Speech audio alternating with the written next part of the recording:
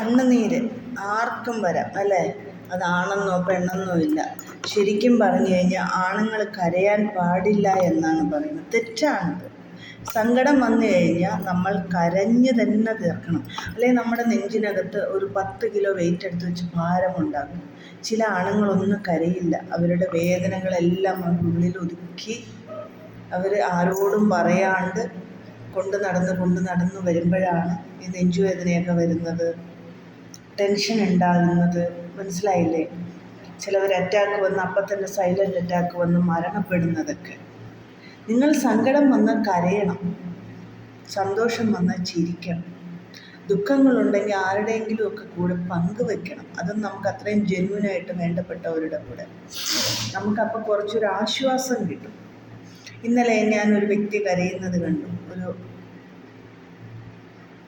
ആൺകുട്ടി അല്ലെങ്കിൽ ഒരു ചേട്ടായി അല്ലെങ്കിൽ ഒരു അനിയൻ, എനിക്കറിയില്ല, ഒരു പുള്ളി കരയുന്നത് ഞാൻ കണ്ടായിരുന്നു.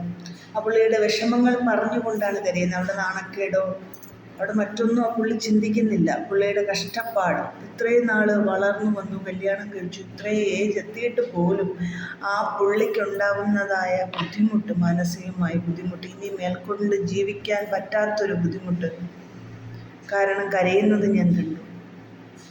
സങ്കടം ഒരു മനുഷ്യന് അത് വരും. അത് വന്നു കഴിഞ്ഞാൽ താങ്ങാനും പറ്റില്ല, അത് പിടിച്ചു നിർത്താനും പറ്റില്ല. എന്തുകൊണ്ടാണ് സങ്കടം വരുന്നത്? വീട്ടിലെ കഷ്ടപ്പാടും ദുരിതവും കാരണമാണ്. അതെന്താണ് കാരണമെന്ന് നിങ്ങൾ ചിന്തിച്ചിട്ടുണ്ടോ? ആഹാരമില്ല, വസ്ത്രമില്ല, അല്ലെങ്കിൽ പൈസയില്ല ഒന്നിനും വാങ്ങാൻ. കോടികളുള്ള മനുഷ്യരുണ്ട്. ഇവർക്കൊക്കെ കോടികളും കോടികളുമാണ് കൊടുത്തിരിക്കുന്നത്. എന്നാൽ ഇല്ലാത്തവർക്ക് എന്നും ദാരിദ്ര്യം തന്നെയാണ്. രാവിലെ എഴുന്നേറ്റ് പോകും, ഇന്നും ജോലിക്ക് പോകുന്നുണ്ട്, പക്ഷേ വീട്ടിൽ കാര്യങ്ങൾ നടക്കുന്നുണ്ടോ എന്ന് കേട്ടാൽ ഇല്ല. കാരണം 100 കടങ്ങളാണ്. ഇപ്പോൾ ഒരു ദിവസം ജോലിക്ക് പോയി 900 രൂപ ഇങ്ങോട്ട് കിട്ടിക്കഴിഞ്ഞാൽ ചിട്ടി, പലിശ എന്നൊക്കെ പറഞ്ഞ് ഏറെക്കുറെ പൈസ പോകും. പിന്നെ വീട്ടിൽ അല്ലറ ചില്ലറ സാധനങ്ങൾ മേടിച്ച് കഴിയുമ്പോൾ പോക്കറ്റ് കാലിയാണ്. പിറ്റേ ദിവസം ജോലി ഇല്ലെങ്കിൽ അവരുടെ വീട് പട്ടിണിയാണ്. അത് നിങ്ങൾ ഓർക്കുന്നുണ്ടോ? സത്യമായൊരു കാര്യമാണ്. ഒരാഴ്ച ജോലിയിൽ ഈ മഴ പിടിക്കുന്ന സമയങ്ങളിൽ ഒരുപാട് വീടുകൾ പട്ടിണിയാണ്. കാരണം അവർക്ക് ബാങ്ക് ബാലൻസ് ഇല്ല, ജോലിക്ക് പോകാൻ നിവൃത്തിയില്ല, പോക്കറ്റിൽ കാശില്ല. അപ്പോൾ വീട് പട്ടിണിയാണ്. നിസ്സാരം ഒരു ചായ കുടിക്കാൻ പോലും ആൺകുട്ടികൾ പുറത്തോട്ടൊക്കെ ഇറങ്ങി അവർ ചായ കുടിക്കുകയും 2-3 സൊറ പറയുകയും കൂട്ടുകാരെ കാണുകയൊക്കെ ചെയ്യുന്ന വ്യക്തികൾക്ക് ചായ കുടിക്കാൻ പോലും അവർ പോക്കറ്റിൽ കാശ് കാണത്തില്ല. കാരണം മഴയാണ്, ജോലിയില്ല, ബാങ്ക് ബാലൻസ് ഇല്ല. പക്ഷെ ചിലവർക്ക് അങ്ങനെയല്ല. മഴ പെയ്താലും വെയിൽ വന്നാലും കൊറോണ വന്നാലും എന്തൊക്കെ ഇനി ഭൂമി കുലുങ്ങിയെന്ന് പറഞ്ഞാലും കോടികളുള്ളത് കൊണ്ട് അവർക്ക് ജീവിക്കാൻ പറ്റും. നിസ്സാരം ഒന്നും ഉണ്ടാക്കിയില്ലെങ്കിലും കുഴപ്പമില്ല, പുറത്തോട്ട് പോയി ഫുഡ് ഓർഡർ ചെയ്തെങ്കിലും കഴിക്കാം. വീട്ടിലിരുന്ന് സ്വിഗ്ഗിയിൽ ഓർഡർ ചെയ്തെങ്കിലും അവർക്ക് ഫുഡ് കഴിക്കാൻ പറ്റും.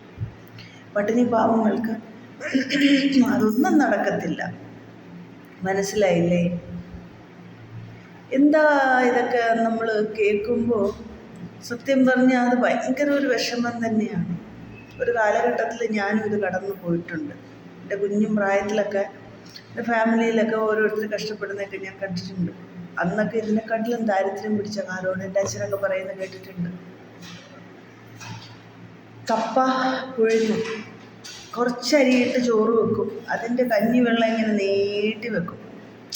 മനസ്സിലായില്ലേ? ആണുങ്ങൾക്ക് മാത്രം ചോറ് കൊടുക്കും, പെൺകുട്ടികൾ കഞ്ഞിവെള്ളമൊക്കെ ഒഴിച്ചിട്ട് കഞ്ഞിയായിട്ടാണ് കുടിക്കുന്നതെന്ന് പറഞ്ഞു. ഒരു പറ്റ്, അതായത് ഒരു അരി പോലും കളയത്തില്ല അവർ, ഒരു അരിമണി പോലും കളയത്തില്ല. കാരണം അത്ര ദാരിദ്ര്യം പിടിച്ചൊരു കാലഘട്ടം ഉണ്ടായിരുന്നു. പക്ഷെ ഇന്ന് അതിൽ നിന്നൊക്കെ മാറി. അന്ന് 4 അണ 5 അണ 1 അണ ഇങ്ങനെയൊക്കെ ഉള്ള പൈസ ഉള്ള ഒരു കാലഘട്ടം. അപ്പോൾ അന്നത്തെ രീതിയിൽ നിന്നൊക്കെ ഇന്ന് മാറി. എങ്കിലും ഒരുപാട് വീടുകൾ പട്ടിണിയാണ്. മഴ പെയ്യുമ്പോൾ നനഞ്ഞിട്ട് ഉറങ്ങാൻ പറ്റാതെ കഷ്ടപ്പെടുന്ന വീടുകൾ. അങ്ങനെ ഒത്തിരി പറയാൻ ആണെങ്കിൽ ഏറെ ഉണ്ട്. ഞാൻ പറയുന്ന ഇല്ലാത്തവർ ഉള്ളവരെ സഹായിക്കാൻ ഞാൻ പറയുകയാണ്. അനാവശ്യമായിട്ട് ഞാൻ ഒരു യാത്ര പോയപ്പോൾ ഞാൻ മനസ്സിലാക്കിയൊരു കാര്യമാണ്. എന്നോടൊരു വ്യക്തി സംസാരിച്ചു. ഏദർശ്യമായിട്ട് അവിടെ വെച്ചു കണ്ടു പരിചയപ്പെട്ടു. പക്ഷെ ആ വ്യക്തി മുമ്പ് കണ്ടിട്ടുണ്ട്, നമ്മൾ സംസാരിച്ചിട്ടില്ല. പക്ഷേ നമ്മുടെ ഏരിയയാണ്. പക്ഷെ അവിടെ വെച്ച് കണ്ട് സംസാരിച്ചു. അപ്പോൾ എവിടെ താമസിക്കുന്നതെന്ന് പറഞ്ഞപ്പോൾ മറ്റേ VIP ഹോട്ടലിലാണ് നമുക്ക്. പിന്നെ അവർക്ക് അവരുടെ ജോലി സംബന്ധമായിട്ട് അവർക്ക് റേറ്റ് കുറച്ചൊക്കെ കിട്ടും. അതുകൊണ്ട് അവരെവിടെയാണ് താമസിക്കുന്നത് ചോദിച്ചു. അതാ നല്ലത് അവർ പറയുന്നത്. കാരണം അവിടെ എല്ലാ സംവിധാനവും ഉണ്ട്. ബാർ ഉൾപ്പെടെ, സ്വിമ്മിംഗ് പൂൾ ഉൾപ്പെടെ എല്ലാം ഉണ്ട് അവിടെ. ശരിയാണ്. 5000 രൂപ കൊടുത്ത് നമ്മൾ ഒരു രാത്രിക്ക് അല്ലെങ്കിൽ ഒരു ദിവസത്തേക്ക് ഒരു മുറി എടുത്താൽ നമുക്ക് എല്ലാ സൗകര്യവും അതിനകത്തുണ്ട്. ഓക്കെ. പക്ഷെ ഞാൻ പറയുന്നത് 1000 രൂപയ്ക്ക് മുറി കിട്ടും അല്ലേ? നോൺ AC അല്ലെങ്കിൽ AC. ചിലപ്പോൾ 1500 രൂപയ്ക്കൊക്കെ AC കിട്ടും.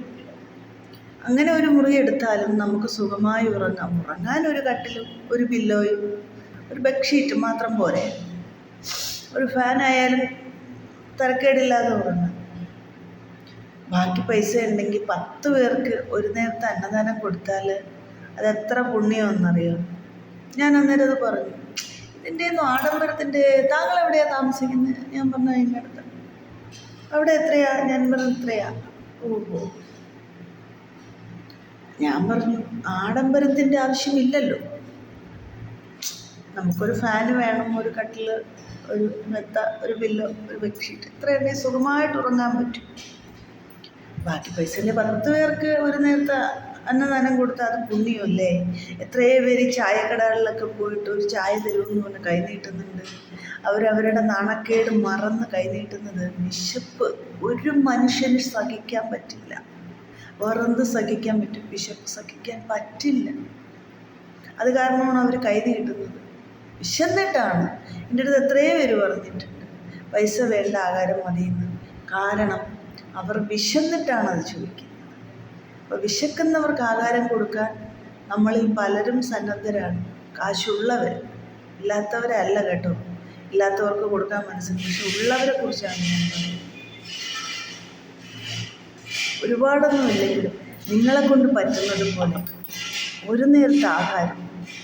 ഒരുപാട് പേര് വിശന്നിരിക്കുന്നുണ്ട്. ഇപ്പോഴും അവരെയൊക്കെ മനസ്സൊന്ന് ഉണർത്താൻ, ഒന്ന് സന്തോഷിപ്പിക്കാൻ ഒരു നേരത്തെ ആഹാരം നിങ്ങൾക്കോ നമ്മൾക്കോ കൊടുക്കാൻ പറ്റിയാൽ അത് ഏറ്റവും വലിയൊരു പുണ്യമായിരിക്കും.